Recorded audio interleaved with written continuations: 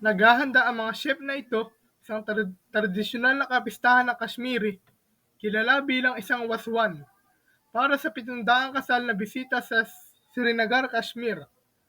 Ang 25-course meal ay tumatagal ng 2 araw upang mahihanda at gumagamit ng 125 kaldero sa pagluluto, 1,000 kilo ng karne.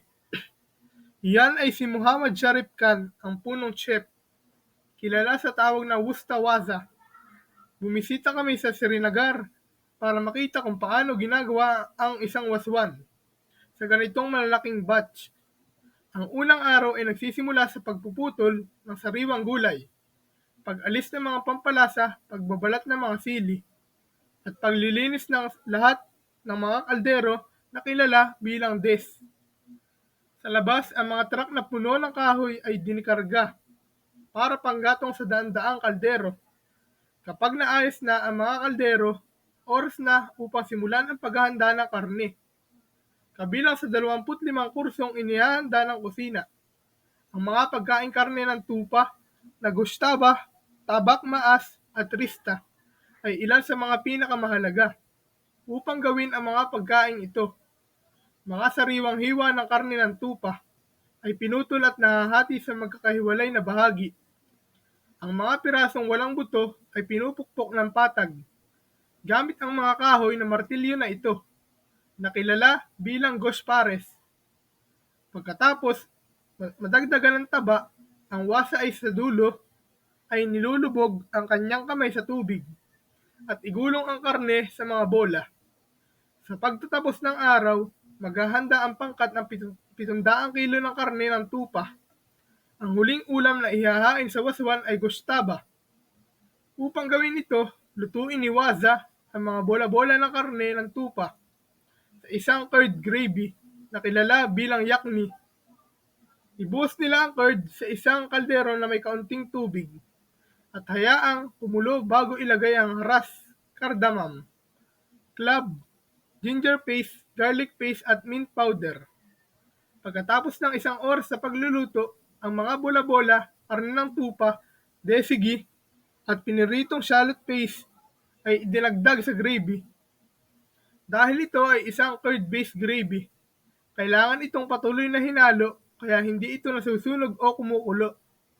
Ang goshtaba ay tumatagal ng halos 3 oras upang magluto at tapos na sa isang topping ng mustard. Ang rista ay ginawa rin gamit ang mga bola-bola. Ngunit sa halip na curd, ito ay niluto sa isang water-based na gravy at tinimplahan ng mga lokal na sili at pampalasa.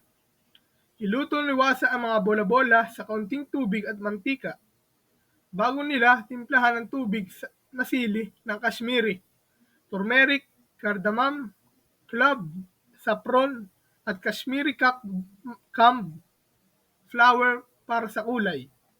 Pagkatapos ito, bawang, pinirito sa sibuyas na ipis at stock ng tupa ay idinagdag sa palayok.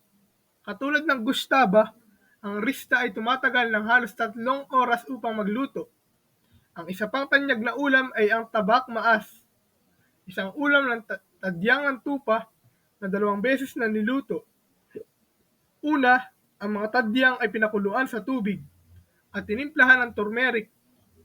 Kapag pinakuluan, tinimplahan sila ng mga klab, kanela, kumin, cardamom, haras, pinatuyong luya at desigi.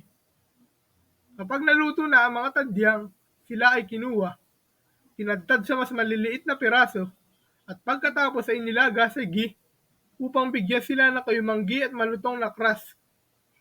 Kapag handa na ang lahat ng pagkain, ang mga bisita ay nakaupo sa grupo ng 4 at hugasan ang kanilang mga kamay sa isang palanggana na tinatawag na tashti na ari. Laging hinahain ang pagkain sa malalaking platong tanso na kilala bilang taramis. Bawat tarami ay kargado ng bigas at maingat na nilalagyan ng mga punsyo ng karne sa isang tiyak na pagkakasunod-sunod. Sa katapusan ng linggo, ang waswan ay inihahain ng 4 na beses. Bagamat ito ay tila maraming pagkain, wala sa mga ito ang nasasayang. Sa halip, inaasahang nagtitipid ang mga bisita at iuuwi ito. Wala ring nakatalagang upuan ang kasal. Ito ay pinaniniwalaan na ang Monggol na pinuno ay Timur. Nagdala ng mga chef at recipe mula sa Samarkand, Uzbekistan sa Kashmir noong ika-14 na siglo. Sa sandaling nasa Kashmir, nagsimulang umunlad ang recipe at isama ang mga lokal na sangkap na bubuo sa modernong waswan. Ang huling ulam na inihain sa bawat waswan ay gustaba,